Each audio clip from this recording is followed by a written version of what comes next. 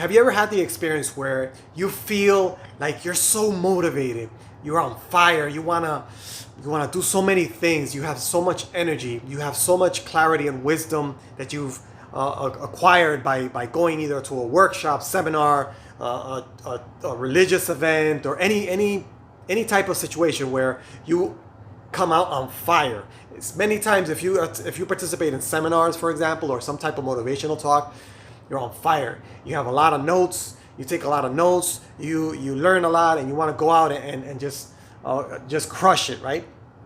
Now, what happens is that when that happens, let me just make a figure here. This is me, okay? As an example, that's me without my muscles and my bulgy muscles, right? I'm just kidding. So let's say this is me. So when I get out of these events, right, in my heart, right, I feel like I have so much potential. I know what I'm gonna do. I'm gonna go out there and crush it. But what happens is there's the outside world, right? When we go back to reality, there's all these things that we have to face, right? Maybe you're in a 1-hour seminar or a 1-day seminar or a weekend seminar or some, or a 7-day seminar. And what happens is once you get out in the real world, right, you have all of these things that are coming at you in all different directions. But you have this motivation that is like, you're on fire, right? You're like, wow, I want to go out there. And what you want to do is you want to expand this bubble and make it bigger and bigger, right? But what happens is that because all of these things are still happening, and this could be family, business, work, anything external, your kids, some friends, anything that comes at you, it's still happening. You cannot control these. These are external things you cannot control. Okay? You can't control the external, but you can control yourself. When you work on yourself in self-development, you can achieve this state that we're talking about, that basically when you're leaving an event, you're in this state of mind, and depending on the type of event, it could be mind, spiritual, or even physical. You're in this beautiful state that you're on fire. But all of these things are outside that you can't control. They're coming at you. And if we don't continue working on ourselves, one of these external factors can pop your bubble, I'm calling this a bubble, and get inside and then make this noisy. And then the other one will come in, okay, and make this noisy. So you have to continually work on yourself to stay strong and stay in the state that you are in when you are at an event, okay? And depending on what type of event, like I said, you can be experiencing different things. So ideally, you want to make this bubble bigger and bigger, okay? Ideally, it will be the whole world, but that's impractical.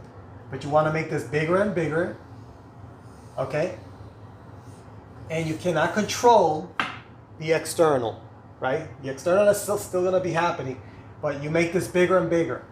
And you keep on working on yourself and applying different strategies that you learn, right? So one thing that can help is that you surround yourself by other people that are also striving to be in the same state, in this beautiful state as well that you are, okay? Because everybody's on the same page in terms of their mindset. So when you surround yourself with other people, like-minded individuals, this becomes less of a burden or less difficult when you have other people with the same mindset. On the flip side, if you have a person inside your bubble that does not have the same mindset, it can actually pull you down and be a negative person that is not going to help you achieve your goals. So you want to be aware that is also happening. So ideally, you want to you can work around that, but you also have to have the mind, have the right state of mind that you might have people that are inside this bubble, and you want to make sure that it doesn't ruin or make it difficult for you to achieve your goals. So ideally, you'll have people surrounding you like this, and this is where accountability groups come into play. Okay. Sometimes they're called accountability, mastermind, support groups. They're all different.